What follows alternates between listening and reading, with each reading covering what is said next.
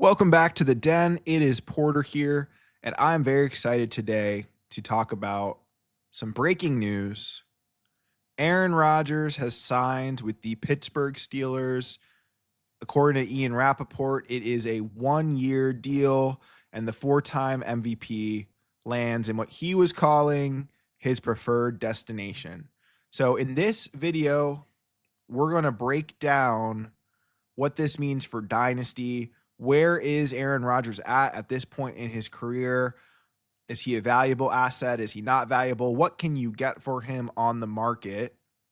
What can we do with Aaron Rodgers with this news? And before we even break into the implications of this, I have to give Aaron Rodgers his flowers for what he has done, of course, at the NFL level, but also what he has done for many, many fantasy teams. Aaron Rodgers has been absolutely dominant in his career. Of course, he was drafted in 2005 to the Green Bay Packers, sat a couple of years behind Brett Favre, and really ever since he was a full-time starter in 2008, he has been dominant for your fantasy team. I remember my very first time playing fantasy football was in 2011, and it was a much different time back then. There wasn't as much dialogue, readily at your fingertips like there is now. And quarterbacks used to go very early in drafts, at least in the leagues I was in. Guys like Brady and Breeze and Rodgers would be like round 1 picks. And of course, now the community has gotten a little bit sharper and understands that that is not necessarily the value that quarterbacks have in, this landscape, because we have so much depth at the position. But really back in the day, quarterbacks carried your teams. I mean, look at Rodgers, that 2011 season, 26.5 points per game. But yeah, so he has averaged throughout his career, and this includes the games where he was taking knees for Brett Favre.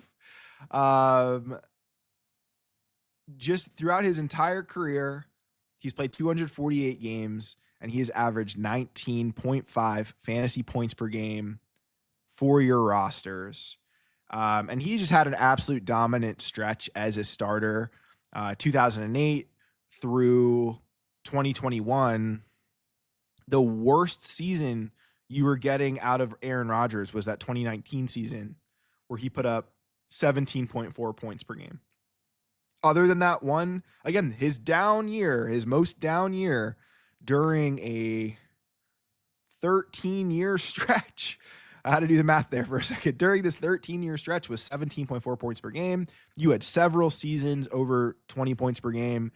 You had a 24 point per game season in 2020, and a 21.5 point per game season in 2012, and a 26.5 point per game season in 2011. So guys like Aaron Rodgers are why we expect so much out of quarterbacks. Truly. In Dynasty, we expect players to have this level of career that Rodgers have. We expect at least longevity. When we're talking about building a Dynasty roster, particularly in Superflex, my first piece of advice to anyone building a team in that format is to figure out the quarterback position first. Have a strategy there. It's challenging, to say the least, to win games in Superflex if you don't have 2 really good quarterback options. So when we're expecting that longevity of a team, we're thinking quarterback first. And then anytime I'm talking to my friends, it's like, we're talking about quarterbacks, like, yeah, I want that production for a decade. And I do that too. I do that myself. So there's almost an assumption that quarterbacks do what Rodgers has done in his career. And that's simply just not the case. You would be thrilled to get a 13-year dominant stretch out of anyone. And just, he's won so many people their leagues throughout his career in some of those really high-end seasons. And I only talked about up through 2021 And that was the second of his 2 back-to-back MVP seasons in Green Bay.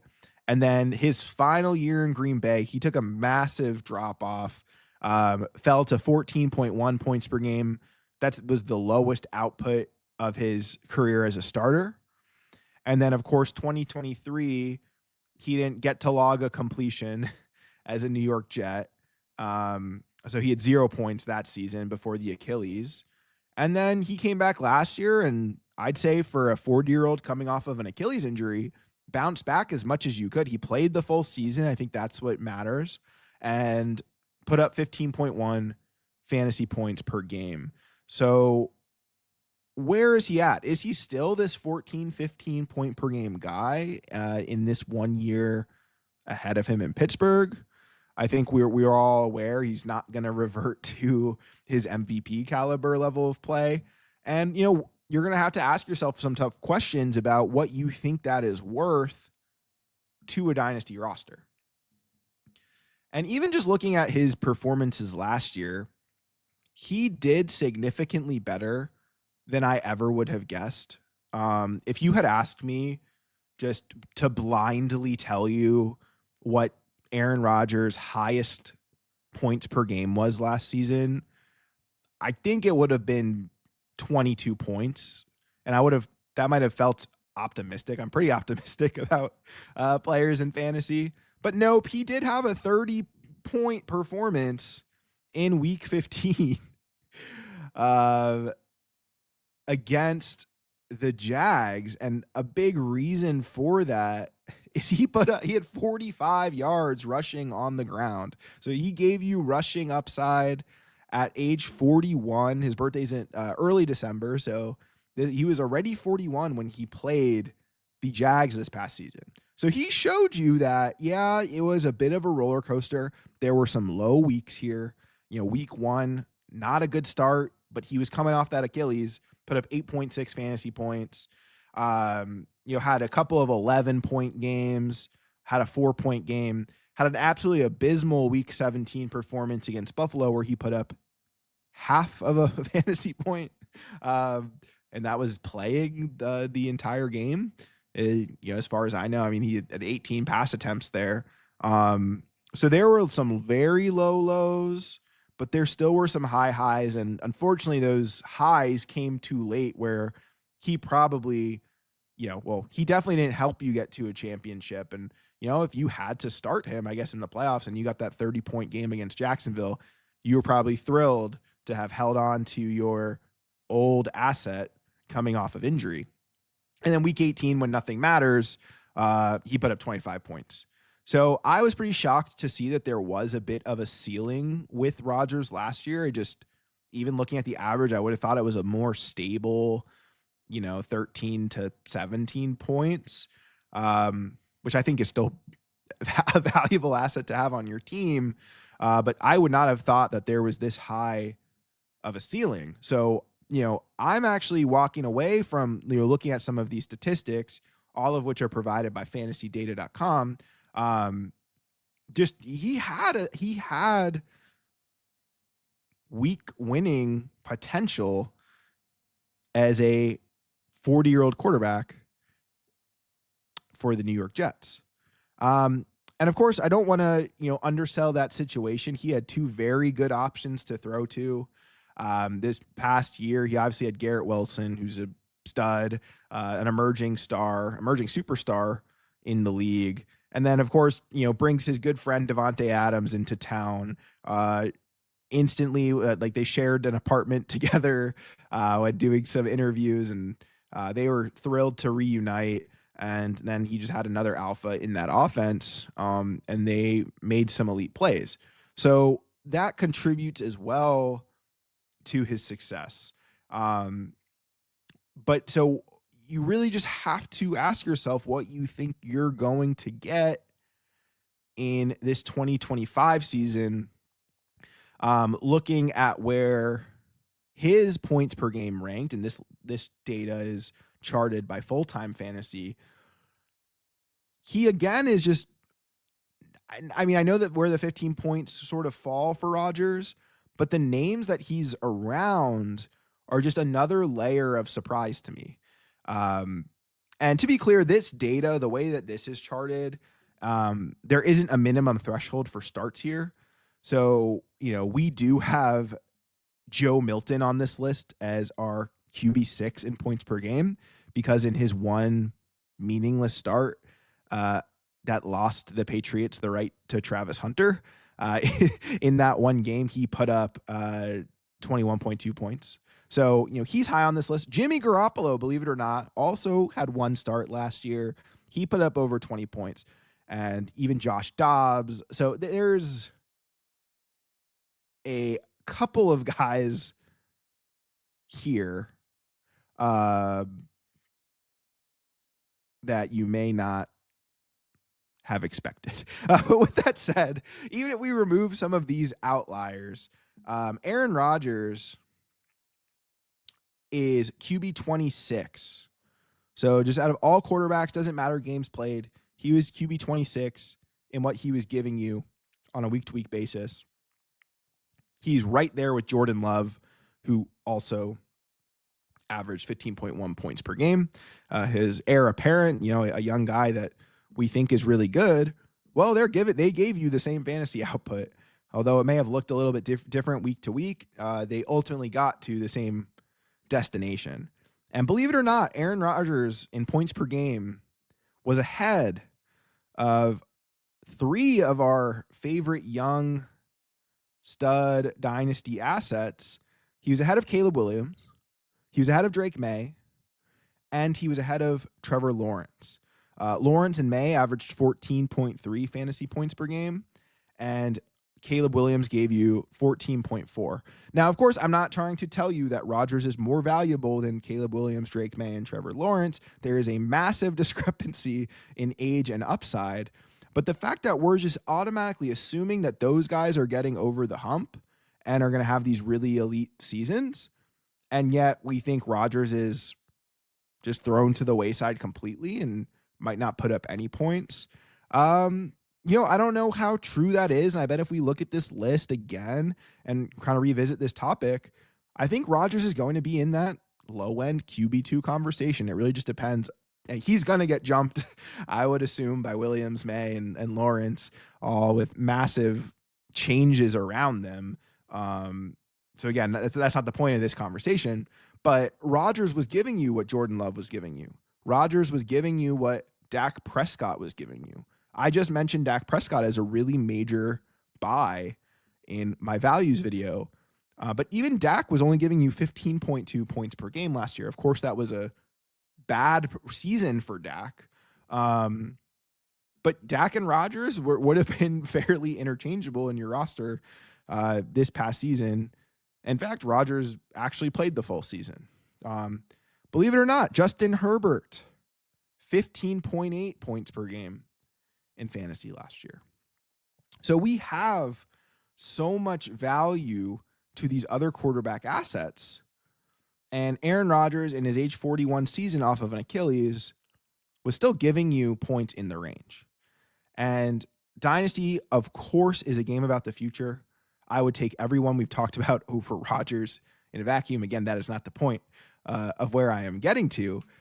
But the points that players are putting up for your team is also ultimately what matters. So the fact that you'll see at the end of this video where Rodgers is valued is absurd to me. I don't care that it's 1 year left of Rodgers. You're getting, I don't know, say you're renting Jordan Love for a year. I mean, that's what the points per game are telling you.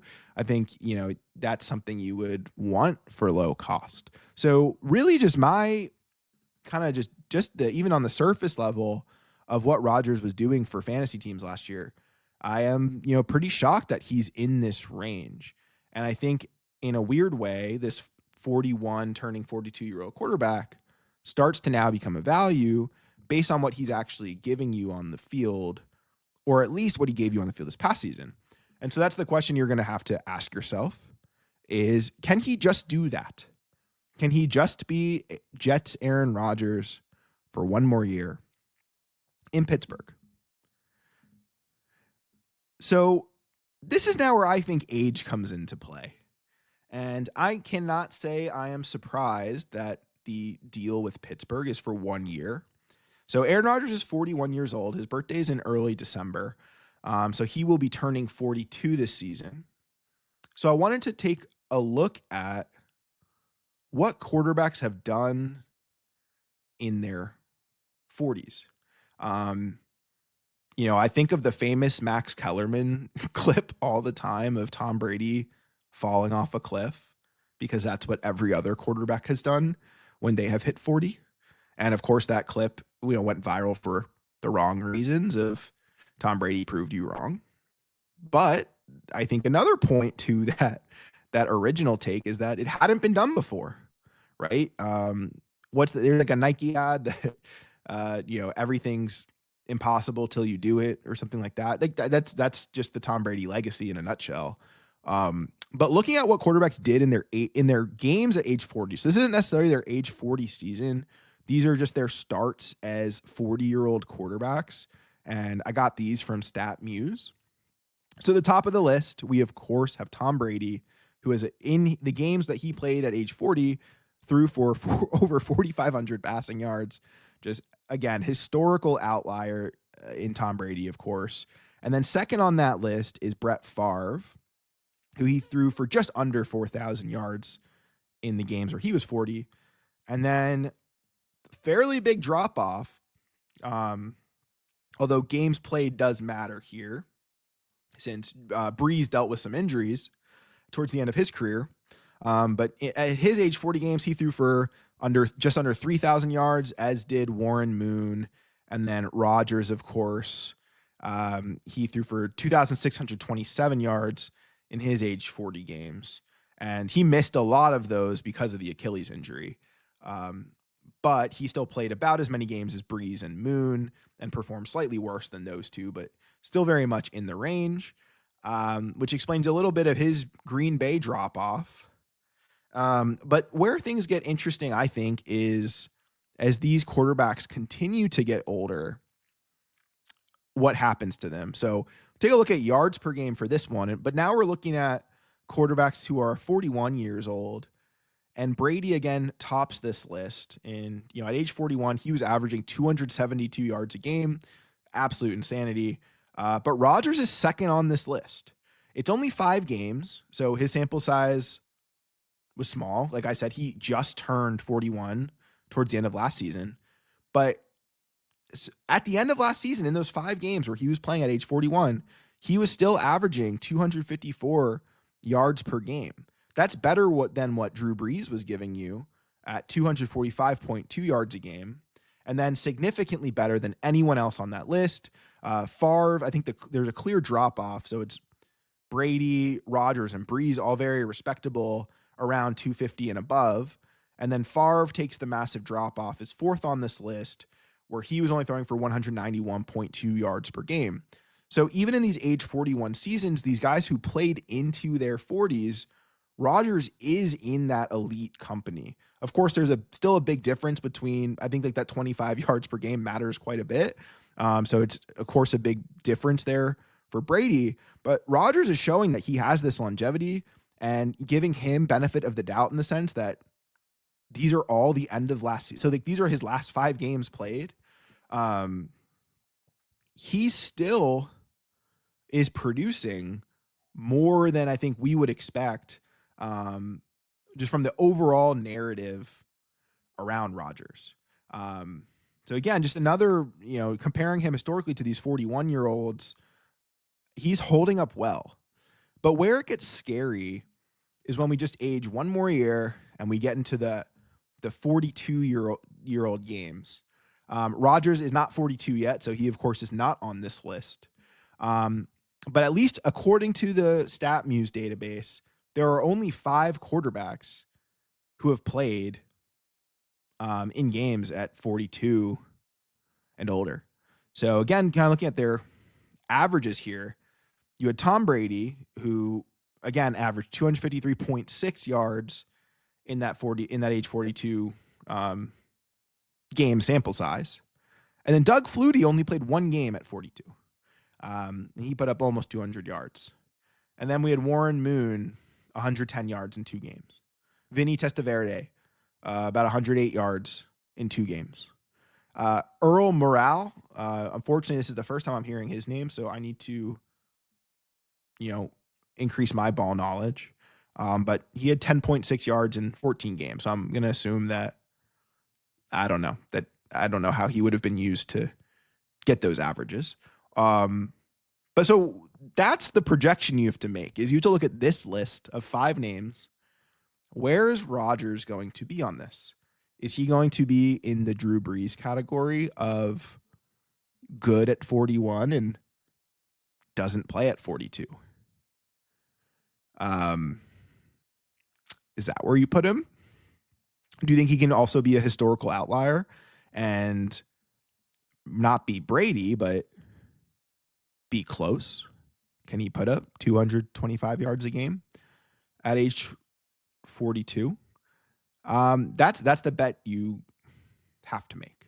So you get most of the season at 41 for him. So if he can kind of keep up with what he's been doing, he should still be fairly decent. And then you're going to have the question mark for 42. So I think it's no mystery as to why the Steelers would give a 1-year deal to Rodgers. I think anyone working on their analytics department, or, they know that the age is coming. And even for a guy like Rodgers, who's a big name to acquire for Pittsburgh, even they're saying, we'll give it a year.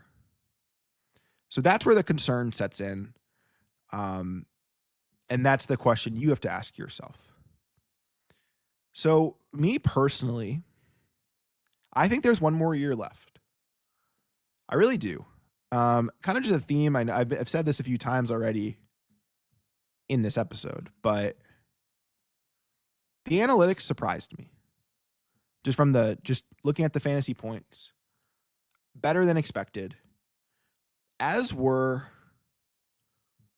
the stats that he put up with some of his advanced analytical profile.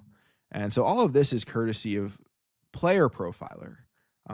They do great work over there. Recommend checking out their site as you're looking for some player breakdowns. But he was a very productive passer this past season. He was 8th in yards, 7th in touchdowns.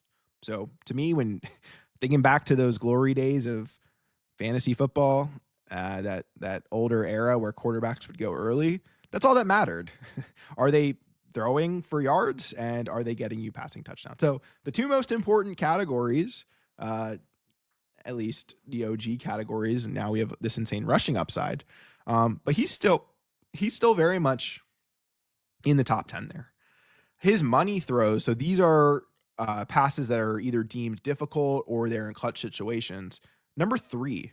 So that experience matters, and he was still delivering good passes in critical moments in games. He historically is known for limiting interceptions, and that seems to be fallen off a bit. He had a bit of a gunslinger mentality last year and, threw some dangerous plays. But really, I think he still has that level to his game where he can protect the ball. And his efficiency is where it really takes a bit of a dip, because what we sort of learned, just putting this into context, is yes, he had those touchdowns and those yards, which I think are great, and I believe in. I think those are incredible. I'm thrilled and impressed that he was top 10. But some of the context behind it makes it a little bit interesting, where he's 29th in yards per attempt at 6.7. He's 38th in air yards per attempt at 6.2. His fantasy points per dropback were 26 at 0.43. So ultimately, he was a product of having some volume on his side, because he wasn't efficient. His accuracy in the red zone, 35th. But then where he made up for it was with that deep ball accuracy, where he was 4th in the NFL in his accuracy rating, and he was 11th in the NFL at 48.2% for his catchable deep passes. So that's where I think it's going to get fun in this 2025 season is he has a downfield threat and a physical ball winner in DK Metcalf. And I would love it for everyone now that the future is in front of us and Rodgers has signed with Pittsburgh. If George Pickens were still in this offense, it actually could be a lot of fun. Although, trust in Mike Tomlin that, Pickens was probably traded at the perfect time. But if Rodgers had just two weapons in this offense, I think you could kind of get what you did last year with the Jets. Now, both Garrett Wilson and Davante Adams on their own, I would certainly take above Metcalf and Pickens. But those two really could have given you almost like the opposite, where with Adams and Wilson, you have two route runners, two sticky hands, yak guys just with finesse. Whereas with Pickens and Metcalf, it's like the opposite, where you have not great separators, but dudes that can make contested catches. So I'm sad we won't get to see that. But that's where the projection of what happens this season really comes into play. So last year, Garrett Wilson, 14.8 points per game, and Davante Adams, 17.2 points per game. Now, in the perfect world, if you were a George Pickens owner in Dynasty, you would just combine these two numbers and you'd say, all right, there's 32 points per game on the table. Unfortunately, we all know it doesn't work that way. Someone else is going to have to step up here, whether that's, Roman Wilson, Calvin Austin, who knows, Jalen Warren out of the backfield.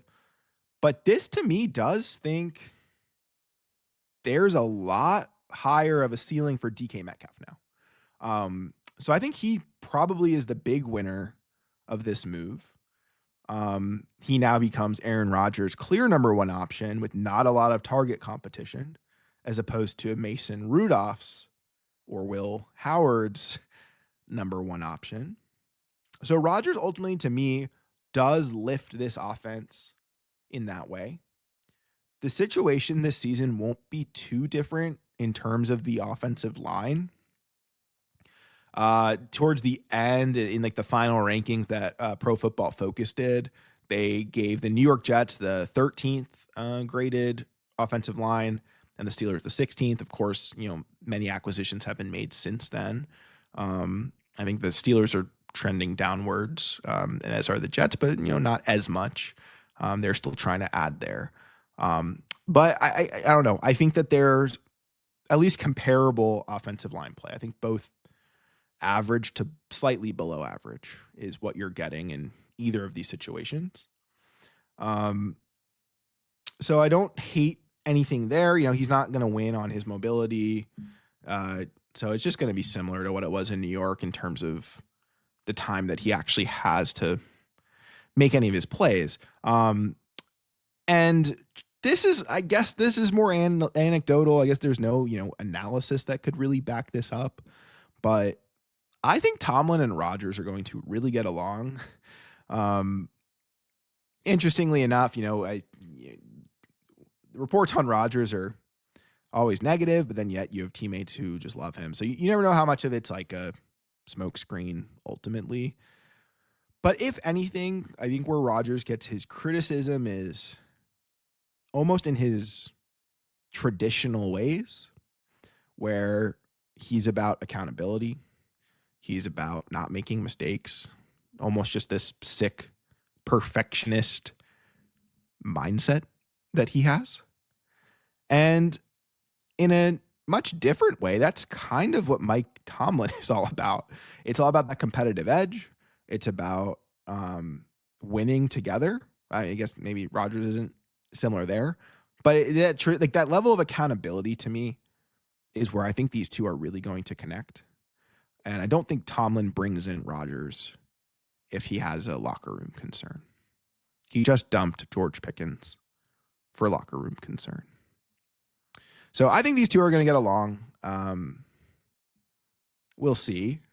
Could be wrong. I don't know. Again, that's why I said very anecdotally, I think that they like have the same values, but present them in different ways. I guess ultimately is what I'm trying to say with that. So if it goes right, I think that's great. Another big winner from this is Caleb Johnson. I adore Caleb Johnson, one of my favorite prospects this offseason, just such a fun player. I think partially it's because playing at Iowa, he ran in a black and yellow jersey. So it was just so easy to project him and see him as a Steeler, and which is kind of what Mike Tomlin said. Just, this is a guy that makes Sunday runs every Saturday, and a fun projection and an easy one. But Caleb Johnson now at least has upside of a average offense. He didn't have that before. So if you're projecting him to be a bruiser, he's going to need touchdown volume. And he certainly wouldn't be getting that if this situation stayed the same. So I think he's another big winner. So I loved him long-term anyway.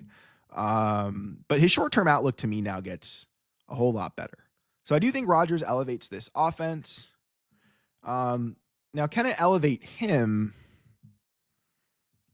is the next question. So I really want to look at his dynasty value as it stands. And of course, this is being recorded the day of this news, so the market won't have reflected too much, either positive or negative. But I don't know how much that matters because his value has held really steady on Keep Trade Cut. Just taking a look, if you pull up his dynasty value over the last year, yeah, it's dipped a bit, but that's just the normal he's a year older dip. And he's not on a team dip. So he's not going to go much higher at this point in his career.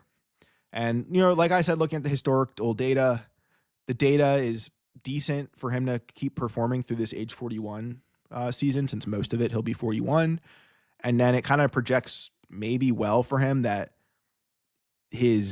once he turns 42, it's just a few games this season.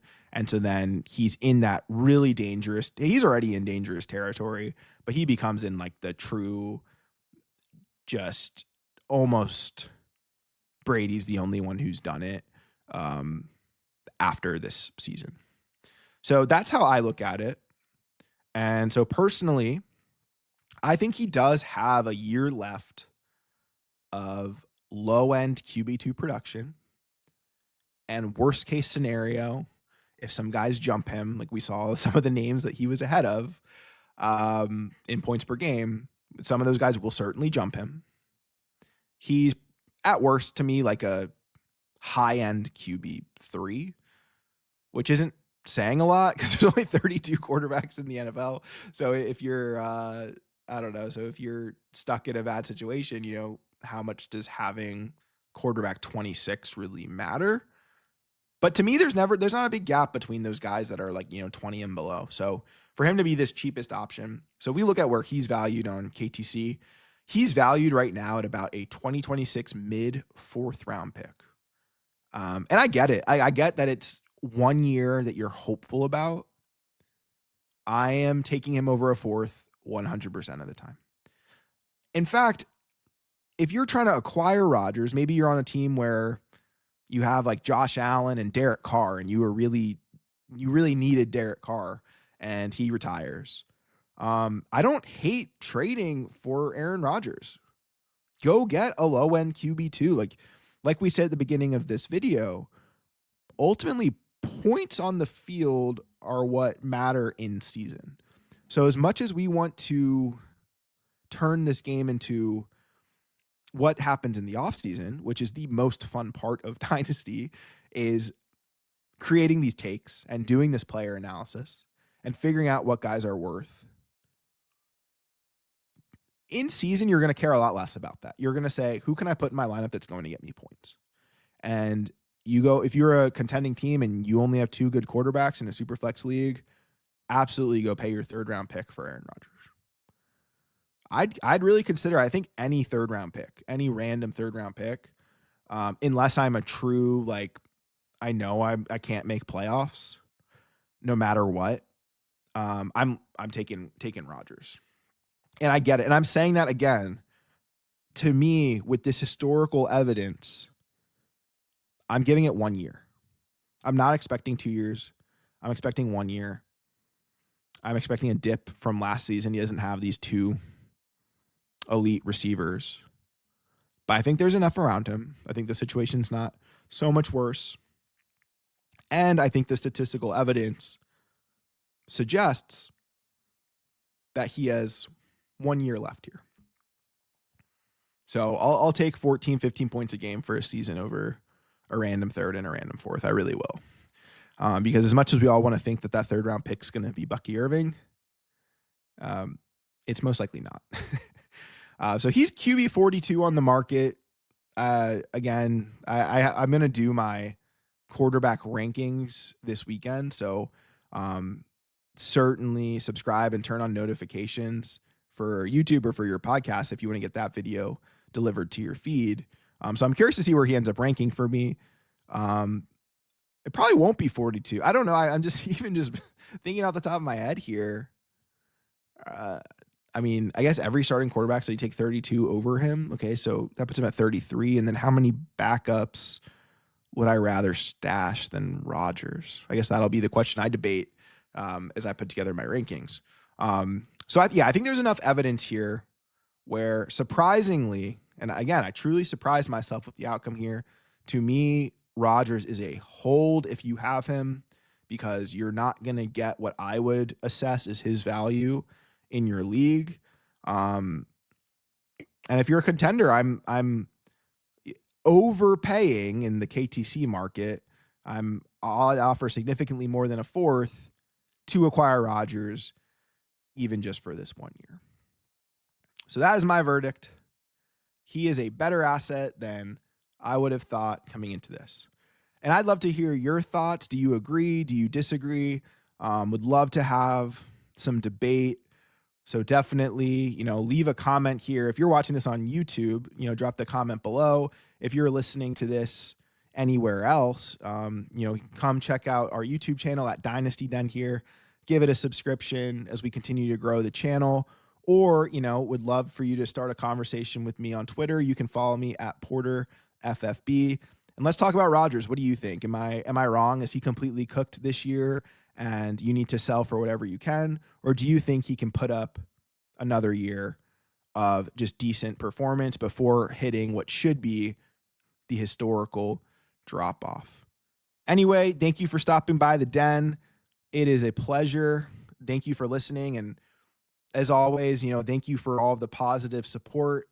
This has been a lot of fun to have these conversations, and just looking forward to talking more with you and continuing to grow this channel. So if you haven't, subscribe, turn on those notifications, and I will see you in the next one.